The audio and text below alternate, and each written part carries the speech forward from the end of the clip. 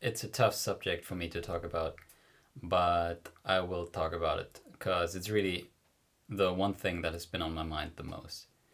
And that's the outlook of the world affairs, really. And it's not something that I really want to pay a lot of attention to, just out of sheer curiosity, but it's just something that I consider so important.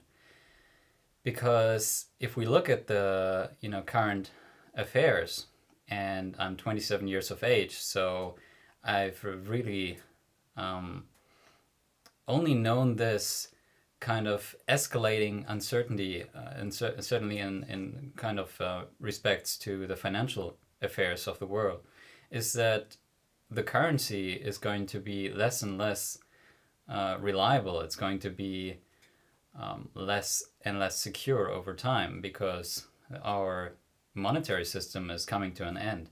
There's almost certainly going to be a new monetary system in the very short future, more or less. I mean, and for sure by 2030, because there's so much debt that has accumulated, and there's so much, so many bubbles that have just grown so enormous.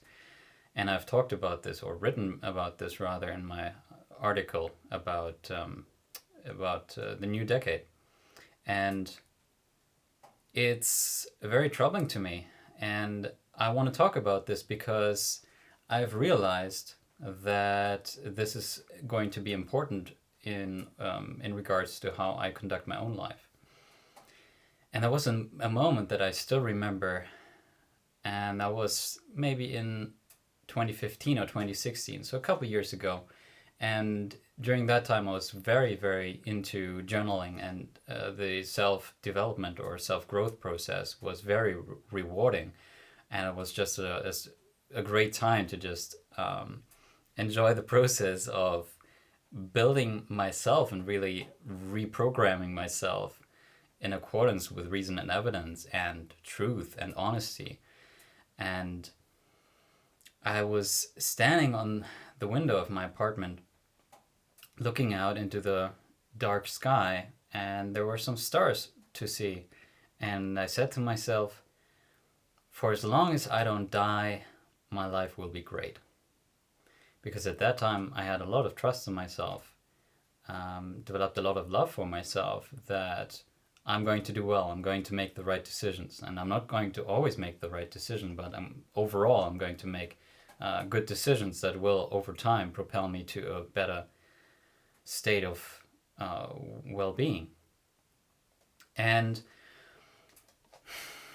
it's really tough because I've realized something in the last couple of weeks following the coronavirus outbreak. I've been following that very diligently because we all know it's a pandemic now. There's no doubt about that, and I had believed the information that was confirming the potency of the virus right from the start, and I realized that there are things that are out of my control. I'm going to say that, and I know this is a difficult thing to say, and it's worth criticizing to some degree. If you say that there are things that are out of my control, I'm assuming, or I'm giving up any potential influence that I could have on the outcome of the world, because I am an individual, and I have through the capacity to communicate to other people, I have the capacity to influence how the world goes, how the future is created. And I have influenced many people's future for sure already. But what I'm saying is that the state of the world affairs, with governments growing out of proportion and with the welfare state always escalating, so people, like about half the population, if they're directly dependent on government money, then how are we ever going to be able to be honest with ourselves fundamentally as a society if we all if half of our society is getting tax money? How can we ever honestly say that taxation is theft? And it's immoral. And these issues seem very distant, and they are distant, and I want to get more personal as well about this, but they are very fundamental, because it's kind of like when somebody does a very bad thing in their childhood, and that very bad thing is constantly going to be on their mind, in their back of their head. They might try to like if you steal from somebody, and you know that really hurt that person you stole from, because it was a very important item to that person. Maybe it's a piece of jewelry, or a photo, or you know, or something worse. I don't want to say it, but if rapists, for example, it's a terrible thing, I know, and I don't like talking about it, but it's crazy. There are people out there who have done evil, and hence are invested in the success of evil, because they are going to succeed in that kind of bad environment. And the consequences of that are very severe. Obviously, they are going to be invested in lying and dishonesty. So I do recognize the power that I have, the ability that I have to influence people, to influence the world, and hence have some kind of influence over how the next generation is formed. Because as I see it, a lot of the kind of structure of our society is coming to an end. It's going to be rebuilt to something better or something worse. So globalism is failing. The welfare state is failing. Governments are failing because they will soon no longer have money. And so that's pretty huge. Now, what I'm saying is, I do recognize that I have power to influence the world, but I'm also recognizing that a huge portion of the world is invested into the lie of the virtue of the state. And that's a huge problem, because it's kind of like,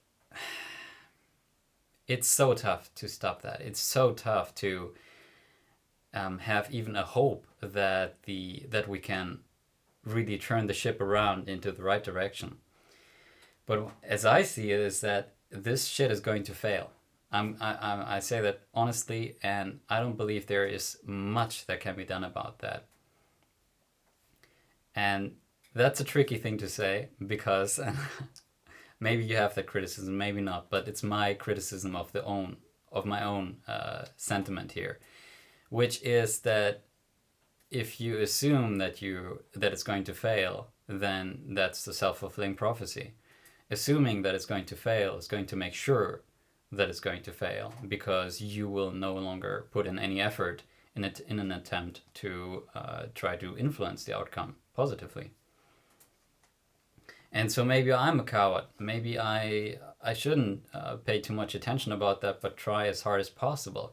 What I'm saying is that it's tough for me. Honestly, it's tough for me to feel motivated about the future when I can't be sure that my life and safety is guaranteed in the next couple of years, because truth speakers are under attack at the moment. And they are going to be more under attack in a year from now, and it's going to be intense, especially with this year's American election, because let's face it, Google is a giant that has an enormous influence with YouTube and Google itself on, or let's say Alphabet. Alphabet is, I think, the parent company, Google and YouTube and other subsidiaries, and they have an enormous influence. We need to recognize that social media is, to a significant degree, shaping the narrative of the world. And it's going to get more intense with the American election, because these companies are based in America and they have a huge influence. So they are invested in success of the Democrat Party, of growing the government, of escalating all the things that are starting to fail all over the world. And as it becomes apparent that, immigration, a third world immigration into the first world is not something that's going to work out for the first world, for sure. And it's hard for me to imagine to grow up in a time where the future looks very bright, like in the 50s, when the economy really was taking off, and people were very satisfied and very optimistic towards the future. And it's tough because I have recognized that, I don't know what it feels like to go through a depression. I've never experienced that. But the fact is that it's very likely that the next recession is not going to be just a recession, but an actual depression, like in like the 1929 depression. And that's a serious, like, that's like not the stock market's dropping by like 10 or 15%. That's like dropping like 80%, like eliminating vast amounts of wealth, right, that have been created. But I'm just saying it's hard when there's so much uncertainty out there, when you don't know that the kind of wealth that you've accumulated is going to be worth anything in 3 years from now. If you're not sure about whether you're safe in the country you're living in 3 years from now, it's tough. I'm just saying it's tough. That's what I want to share. There is a real upside to this whole shebang, which is that the truth is going to come back, right? The lies are going to be exposed, and all the debt is going to be resolved in some way, and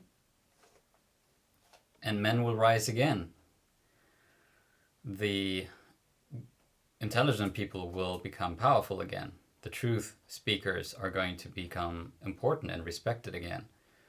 It's sort of like the saying that goes, weak or bad times create strong men create good times create weak men, and weak men create bad times create strong men. And we're in that bad times and weak men stage, where the first world countries are selling themselves out for the most part. And this is going to change. And so if you align yourself with truth now, there's not a whole lot to gain from that in the immediate, but that's going to change in the future. So that's the good part.